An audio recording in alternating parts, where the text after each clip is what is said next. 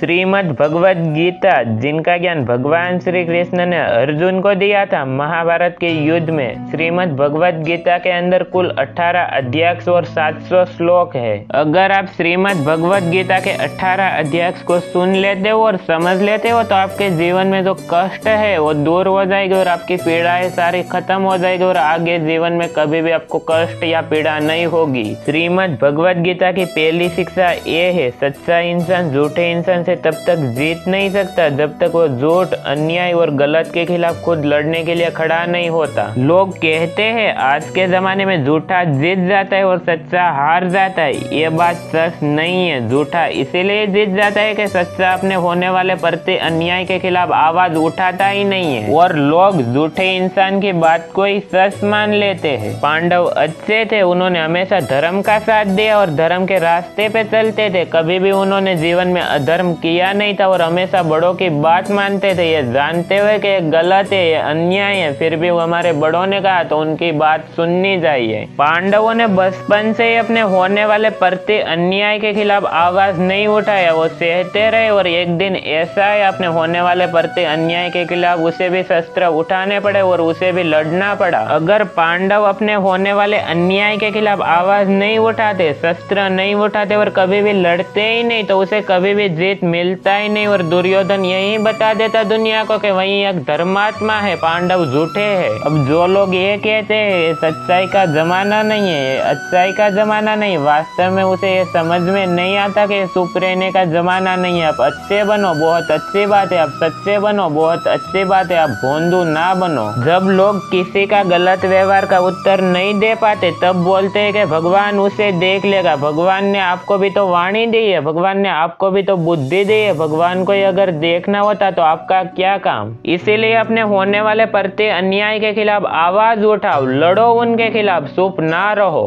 भगवद गीता के पहले अध्याय का नाम है अर्जुन विषाद योग। ये अर्जुन के दुख से जुड़ा है। जब अर्जुन ने युद्ध भूमि में अपने रिश्तेदारों को देखा, पितामह भीष्म को देखा, गुरु द्रोणाचार्य को देखा तो उनकी हालत ही खराब हो गई और श्री कृष्ण से बोला, इनसे मेरे को युद्ध करना है क्या? ये तो मेरे अपने हैं, ये मेरे जानने वाले हैं, इनसे युद्ध करने से अच्छा तो मैं वन में चला जाऊं और सन्यासी बन जाऊं। अर्जुन ने मना कर दिया युद्ध लड़ने से। तब श्री कृष्ण ने भगवद गीता का दिव्य उपदेश दिया, जिसे सुन के समझ के अर्जुन तैयार हुआ युद्ध लड़ने के लिए। भगवान श्री कृष्ण ने अर्जुन को समझाया, तुम अधर्म के खिलाफ नहीं लड़ोगे तो तुम भी एक अधर्मी कहलाओगे और ये दुर्योधन का अधर्म पूरे समाज में फैल जाएगा। अधर्मी को ताकत तब मिलती है जब पुण्य करने वाली आत्मा उसे चुपचाप सहती है। वास्तव में यह महाभारत की कहानी हमारे जीवन की कहानी है। हमारे जीवन में भी बहुत से दुख आते हैं, बहुत से कष्ट आते हैं, बहुत बार हमारे साथ भी गलत होता है और हम उसे चुपचाप सह लेते हैं। अगर हम चुपचाप सह लेंगे तो लोग और भी ज्यादा हमारे साथ गलत करेंगे। चाहे कोई भी दुख आ जाए हमारे जीवन में तो हमें लड़ना ही खुद ही पड़ेगा उनके खिलाफ, क्योंकि दुख आपका है तो उसे दूर करने के लिए लड़ना भी आपको ही पड़ेगा।